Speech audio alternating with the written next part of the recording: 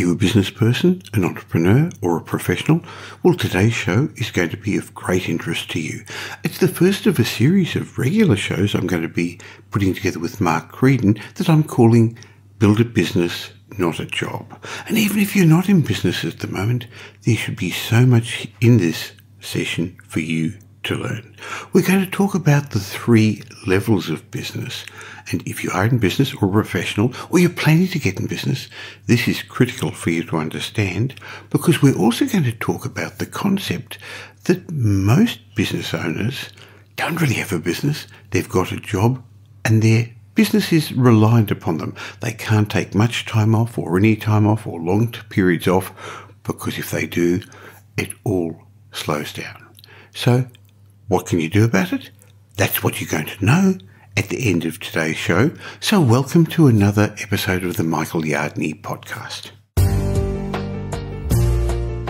Welcome to the Michael Yardney podcast, where each week you will learn a number of new ideas regarding success, property investment and money in around 30 minutes. Our show is brought to you by Metropole, who specialise in helping you grow, protect and pass on your wealth through strategic property advice. Now here's your host, Michael Yardney, Australia's most trusted property commentator, who has once again been voted our leading expert in wealth creation. That's the 5th time he's won a similar award in the last 7 years.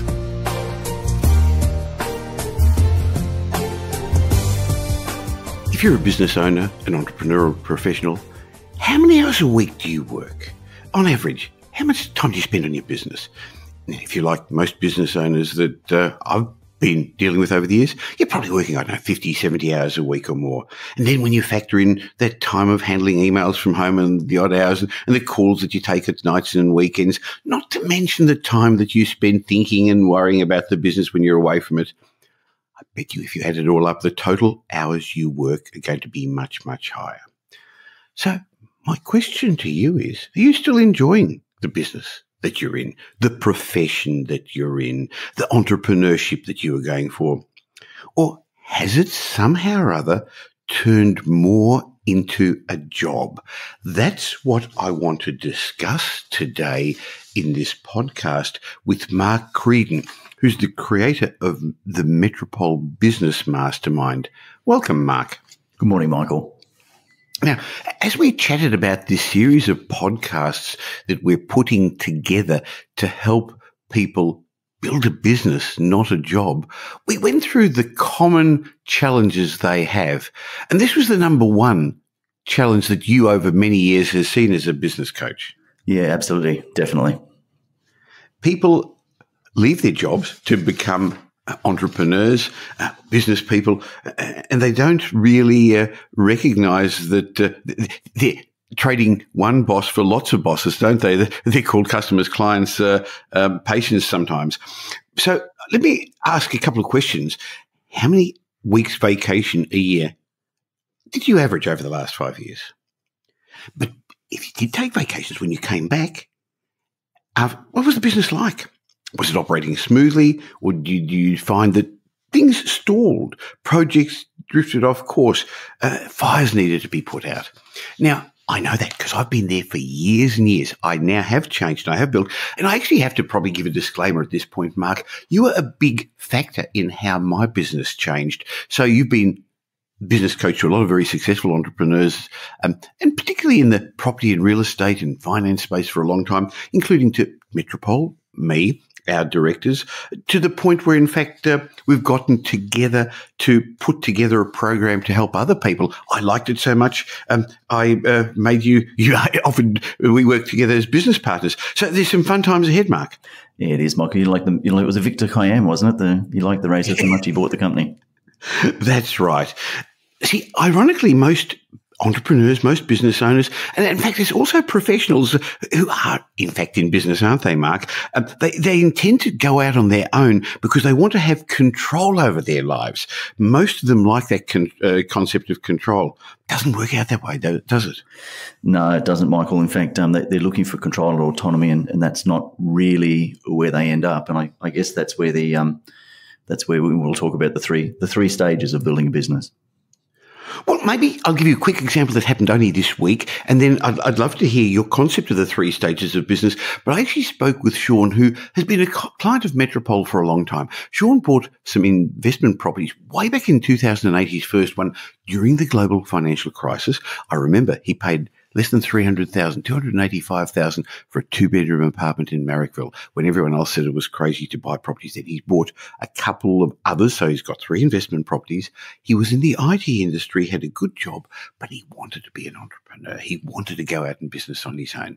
And when I spoke to him as part of our Mastermind chat a couple of days ago, what he said was that for the last 2 years he's been in business, he's taken home about $40,000 a year. He's actually grossed income of about $160,000 a year.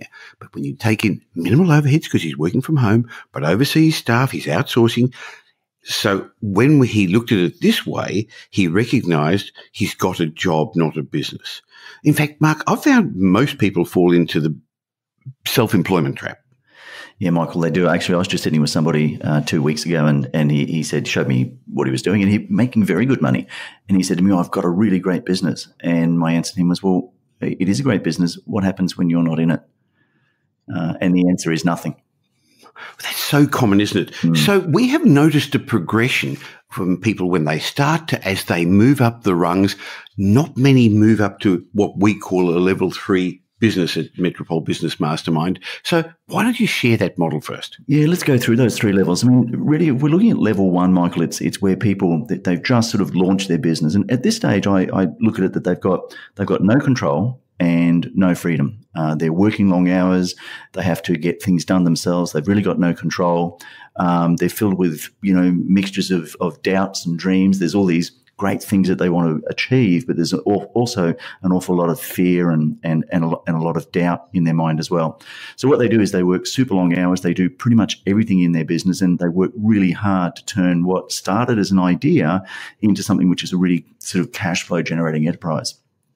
But the business relies 100% on them at that point in time. So it really is still a job and not a business then. Now, in many ways, you have to start somewhere. So that's acceptable, but that's not where you should end. No, and that's the problem. So that's the level 1 sort of cycle, if you like, is where lots of people start and finish, and they stay on that the whole time. They just never move to level 2 and of course, ultimately to level 3. So, Michael, level 2 is really where you've moved the business to the next stage where you actually have some control, but whilst you've got control, now you don't really have freedom. So you're a full-time business owner, your business is working, but as the conversation I had with Dean a couple of weeks ago, the business is working only as long as he does. And if he goes away on holidays, he comes back, nothing's changed in the business, including there's no additional revenue coming into the business because it's not working while he's not there. So now, I bet you a lot of professionals, doctors, chiropractors, physiotherapists, people in the health professionals, they feel the same way. So we're not just talking about business people. No, and in fact, if I look at the various sort of service industries, professional people that we've worked with over the years, Michael, that's exactly the pattern that we see. They start at level 1, they move to level 2, and they feel like they've got an element of control. And the reality is they do. But what they're doing is they're working super long hours, and they have to keep working it, and the entire business rests on them. Everything that needs to be done is their responsibility. Okay, so Mark, what is a level 2 business? Michael, a level 2 business is where you've got control over the business. You are actually in control of what's happening within the business, but you really have no freedom. So again, business relies entirely on you. It works when you work. It fails if you fail. It doesn't work when you're not working. Interesting. And what do we aspire to? Well, the Holy Grail is the level 3 business, which is where you've got total control and total freedom. And Michael, that's when you really move from having a job to having a business. So in the level 3 stage, you're the owner of a business that actually runs without you needing to be there. You don't need to be on deck every day. So you're very much the conductor of the orchestra, but you've now got an orchestra around you that's playing all the instruments. Now, I think the really important thing to keep in mind here is that there's a bit of a misconception that to have a level 3 business, you actually have to have this massive team around you, and it's absolutely not the case. So you can be an individual professional, as you said before, a doctor, a chiropractor, people in the healthcare industry, and you can still achieve a level 3 business through proper planning and proper strategizing. And you can still achieve a level 3 business and get that level of control and freedom that you don't have at level 2, and certainly not at level 1. Well, I know personally it took me many, many years to get there, and I wish I knew some of the shortcuts that you're now teaching in the Metropole Business Mastermind, and that you actually taught me as a coach and you're teaching my team. So I've just been for 6 weeks. Pam and I were on a long holiday to Italy, and we've already got our next holiday planned. And the business did continue on. Now, look, to be honest, you know me, I looked at my emails and I did write some blogs and I pre-recorded my podcasts, but I actually have gone to the point of having a business, not a job. But that doesn't mean I've retired, because I've got nothing better to do. I still have fun doing it, but I've actually got choices now, Mark, and I think that's one of the big points. Michael, I think that is actually a fundamental point. As you were saying then, that while you're on holidays, you still did some work, and you and I had a couple of conversations over the phone while you were in Rome and in Malta. But I think the really important point there is that whilst you worked and you wrote your blogs and you dealt with your emails, you did it as a choice. So you did it because you wanted to, because you still get a buzz out of what you're doing in business. You didn't do it because you absolutely had to. And more importantly, I think you were able to take that 6 weeks off without that constant sick feeling in the pit of your stomach that when you come back, you're going to have to start working 60, 70, 80 hours a week to be able to pick up the cash flow drop that's happened while you've been away, to be able to get the business back on the rails. Well, that's what the series of podcasts that we're now recording is all about, to help ordinary people build a business, not a job. And that's what the Metropole Business Mastermind is about, getting a community of people together online around the world to actually help each other and learn from each other and learn these lessons that it's taken a long, long time for you and me and others to learn, the shortcuts that we'd like. So let's just give a bit of a teaser of some of the things we can discuss. And in the next podcast, we'll go into a little bit more detail.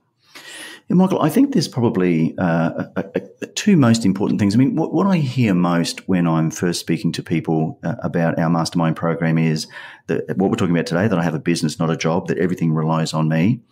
And we can certainly talk about, there are some pretty simple steps that you can put in place in terms of planning to help you to move past that hurdle. And the other big thing that I hear all the time is, I just don't have enough time in the day. So when we first work in the Mastermind program, one of the things we focus on is exactly time. In other words, how we set about the highest and best use of your time, how we make sure that you're using that time in a way which is most effective and efficient to move your business to the level 3 model, or if it's at level 3 already, to make sure that we maintain it at that level 3 and give you even more freedom and control. But we then also look at the concept of team. And again, this doesn't mean that you have a big team around you. It might only be, one part-time person, but it's about, as you often say, Michael, getting the right people in the right seats on the bus. I refer to as getting the right people doing the right things at the right time and in the right way, and having the systems and processes in place to be able to achieve that. And then setting those really clear targets. Again, taking your business to a level 3, making sure you've got targets in place so that you can do exactly what you did over Christmas, take 6 weeks off. And as I often say, what you want to do is you want to be able to take 6 weeks off and come back into your business and know there's more money in the bank than when you left. Now, that's great. So let's start with maybe 3 simple steps that people can take in order to free themselves from the responsibility of everything in their business, their profession, their entrepreneurship. Sure. So the first thing I think you need to do is you need to know exactly what your role is in the business. So it's what I actually talk about as knowing your genius. So in Mastermind, we talk about finding out what your genius is and making sure that that's what you focus on. So you have to have a clear picture of what your role is in the business. Now, ultimately, of course, if you can get to the point where your role is to do yourself out of a job, then that's true growth, that's true scaling, and that's really moving to a true level 3 business. But it's not always possible. And sometimes it is the fact that you do need to stay in the business at a certain level, but you want to make sure that you're doing, the right things and the really productive things. So number one is to actually understand your role, work out what it is that you are best at and what's the best contribution you can make to the business. Michael, I had a client not long ago who rang me and he said, look, I'm going to change my name. And I said, oh, funny way to start a conversation, but, why are you looking to change your name? And he said, I'm sick of everybody calling my name, 200 times a day. Well, yes. So what you can... I know the feeling, don't you? How often do you get the phone ring and you think, yeah, anyway, because I know you do a lot remotely. Yeah, absolutely. So, but rather than change the name, which is obviously just that's just a short-term fix, not going to solve anything. But what we did there was simply get him to understand what was the highest best use of his time and get him to focus on that. So number one, knowing his role and making sure that it's that's what he sticks to. Now, Mark, that really means we're going to have to do another podcast on time management because that's another really big challenge. We all have not enough time in the day to get everything done, but the amount of time's not going to change, so we better change. 100%. Well, Michael, you and I both know that time management is nonsense. There's no such thing. But what there is a way to better manage your priorities and apply that higher and better use. And that's absolutely something we can talk about in another podcast. Look forward to that. Okay. I put you on the spot and asked you 3 things to start this series of podcasts off about how to become more responsible, but less involved in your business. So number 1 was know your role. Number 2? Number 2, it's in Mastermind. It's what we call determine your pit crew. And it's really using a bit of a Formula One racing analogy. I mean, Michael, you and I share a love for fast cars. And if you look at what Formula One pit crews do, when the car pulls into the pit, everybody has a job.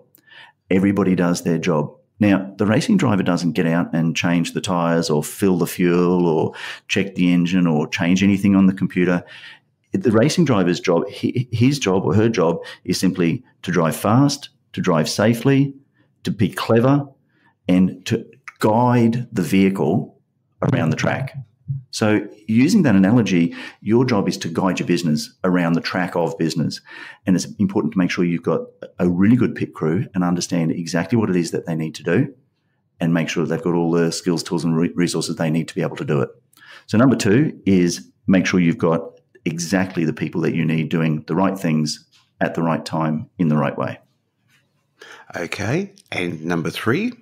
Well, it's a nice extension from that. Because one of the problems I often see is that people have got, they know their role, they've got some really good people around them, and then they continue to do everything themselves.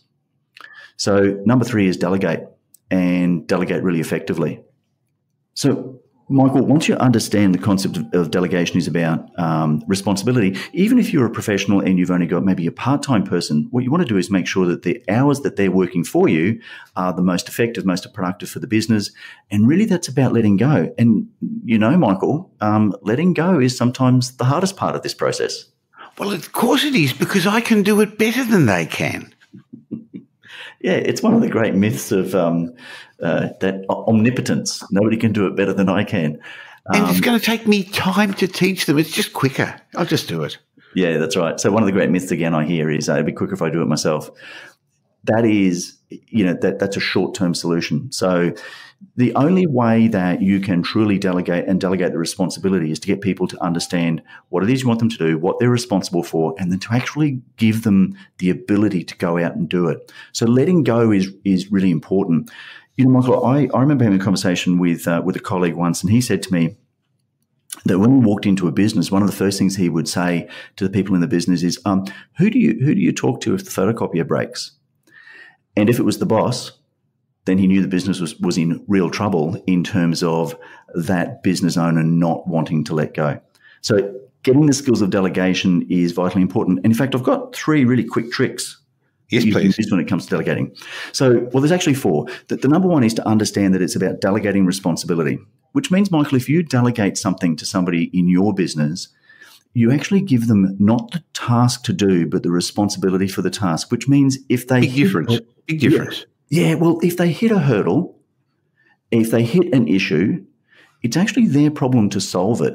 Now, one of the things I often say in that situation, somebody comes back to me and says, I'm not sure what to do. I always share this story, Michael. I learned this when I was a young man. I was just turned 21. I was working for a business, and I went into the CEO. I had a job, and I went back to him and I said, look, I don't know what to do next.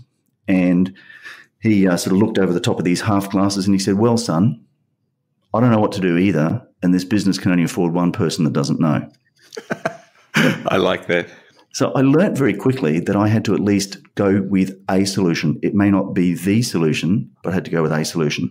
So if you delegate responsibility and not the task, you actually have to empower the people you're delegating it to, whether they're in your office, whether they're a contractor, whether they're a VA or an offshore person. You actually need to give them the ability to be able to find solutions and set up systems and processes that they can utilize. So that's number one. Number two is you need to make sure that the expectations are really clear. So where I see delegation falling down is that people haven't really set the expectation. They said, I want this done. And then they get frustrated because it's not done exactly the same way, or it's not done exactly how they wanted it. So blurred boundaries, blurred expectations. Number two is to make sure the person you're giving it to has all the skills, tools, and resources they need to be able to take responsibility. Now, if we're talking, for example, where you're sending it to somebody who's perhaps new in their role, unskilled, maybe in offshore, we know that using offshore staff and VAs is very popular now. So what you need to do there is make sure you've got systems and processes in place that they can easily follow. That way they've got the skills, because that's why you've put them in there, and now they've got the tools and the resources to be able to actually take that task that you've given them all the way through to completion. And Michael, the last one is a really clear reporting process. And that's actually the one that I see most people miss. So in other words, I guess it also means there's going to be a timeline involved, so they know what they're meant to do, and they know what they've got to do, and they've got the skills to do it, but they've also got to know in what time frame, the importance, the urgency. Yeah, that's right. Well, and so when we're talking about a reporting process in place, it might be, Michael, I ask you to do something and come back to me when it's done. Or it might be, come back and tell me at the end of the day how much progress you've made, because it's a week-long task. Or I need it done in the next 15 minutes, come back and let me know in 15 minutes when it's done. So you have to have that clear reporting process. So if you follow those sort of 4 steps, you'll be well on your way to being an effective delegator. And that will move past all of those various myths that we just spoke about, which is it's easier to do it myself, or, nobody does it as well as I do. Now, I know in Mastermind you've got some great tools, some fantastic models, and we discuss certain software that you use, that I use, to keep track of this, because otherwise it's actually easy for it to slip by the wayside, isn't it? Now, a number of times we've mentioned the concept of Mastermind. So if you're interested in understanding more about how you can grow a business, not just have a job, then why don't you have a one-on-one chat with Mark to see if you could be part of his and my mastermind? And you can do that by going to metropolemastermind.com, leaving an expression of interest. We'll get back to you and we'll tell you all about it. Now, Mark, any other hints? Because I think this is a whole topic of delegation that's going to involve our next podcast, but I think it's started to whet my appetite to relearn things, and I hope it's helped our listeners' appetites as well. Yeah, Michael, I think probably the one little thing that I'd like to mention in terms of delegation, one of the things I often see is you give somebody a responsibility. So you get the delegation, you get those 4 points right, and then you give somebody the responsibility for something, and they come back to you and say, like I did with the CEO many, many years ago, and you ask the question, or you make the statement, I don't know what to do next. So how do you move past that? And there's 4 really quick questions that you can ask. Those 4 questions are to ask them, what's your biggest challenge? Number 2 is, what are some options that are open to you? Number 3 is, who else can you ask for help? So you're getting them to expand their thinking, knowing that it's not just you. You don't have to be the source of all knowledge. And number 4, Michael, is, well, specifically, what do you want from me? Because what you're getting them to do is you're getting to pinpoint their thinking. So now you're empowering people, which is one of the important parts of delegation, and that's exactly how you'll scale your business to the point where it relies so much less on you. Well, they're really good points, because I know in the past people tend to try and return the responsibility back to me. I bet you found that as well. So there are some good hints. So what I have enjoyed chatting with you about today is the 3 levels of business. And so therefore, I'm suggesting that you, our listeners, have a think about where are you in that journey, and don't bother comparing it to other people. It doesn't matter how other people have gone. You don't know the business challenges and problems they've got. Where do you want to be?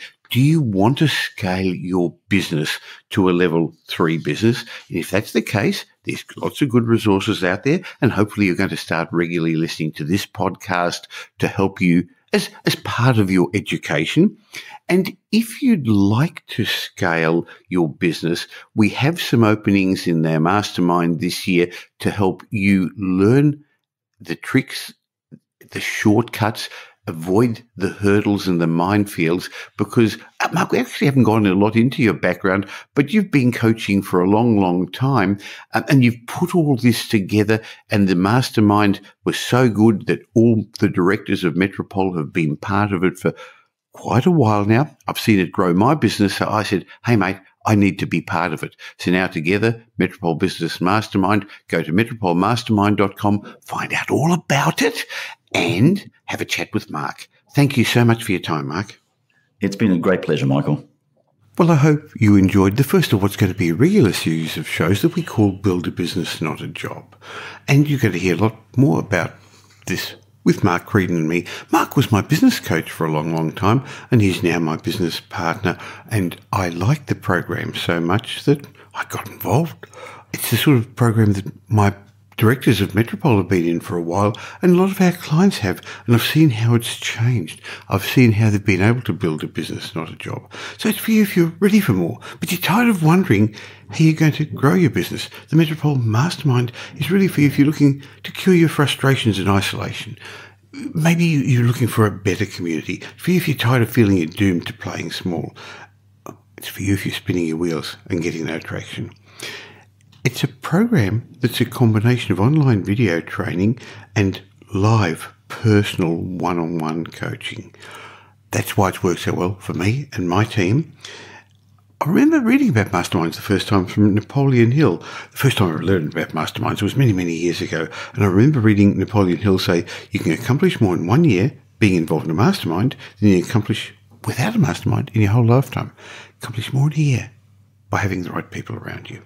So why not go to metropolemastermind.com and find out all about it, leave your details, have a chat with Mark, see if he can help you like he's helped me and my team. And I look forward to bringing you these regular shows called Build a Business, Not a Job. Thanks for listening to this week's episode of the Michael Yardney podcast, which was brought to you by Metropole, who help their clients grow, protect and pass on their wealth through strategic property advice. If you got value from today's show, we'd really appreciate it if you would leave a review, and we'll read it out on a future show, and Michael will gift you one of his books as a way of saying thank you. Just go to michaelyardneypodcast.com/review and let us know what you think. If you don't already subscribe, head over to iTunes or your favourite Android app. You'll find us there as Michael Yardney Podcast. If you'd like to gain instant access to the show notes, head across to michaelyardneypodcast.com. Watch out for our show next week. You'll learn some new ideas about property investment, success and money in around 30 minutes.